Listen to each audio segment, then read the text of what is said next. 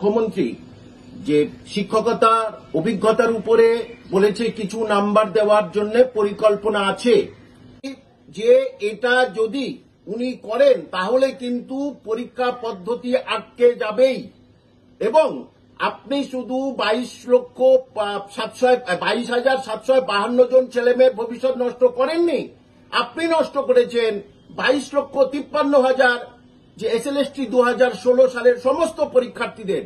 এবং এই অভিজ্ঞতা যদি এদের দেন তাহলে এসএলএসটি 2016-তে যারা অনেকে যোগ্য চাকরি প্রার্থী যারা বঞ্চিত হয়েছে, যারা মেধার ভিত্তিতে চাকরি পেতেন কিন্তু তাদেরকে বঞ্চিত করেছেন আপনার শিক্ষা দপ্তরের কিছু দুর্নীতিগ্রস্ত ব্যক্তির জন্য এবং কিছু পার্টির উচ্চ মহলের লোকজনের জন্য, কিন্তু তাদের চাকরিটা আজকের শেষ হয়েছে।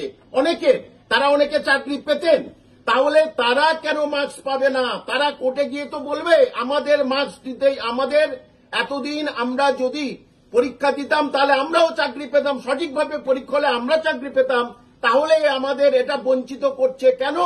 এবং সঙ্গে সঙ্গে কোর্ট কিন্তু এটাকে অ্যাকসেপ্ট করবে। এখানে অনেক কিছু আছে, দেখুন যা বলেছে তার মধ্যে 31শে ডিসেম্বরের মধ্যে কোনো কিছুতেই সম্ভব নয় নিয়োগ প্রক্রিয়া সম্পন্ন করা। কারণ ইন্টারভিউ যদি হয় তাহলে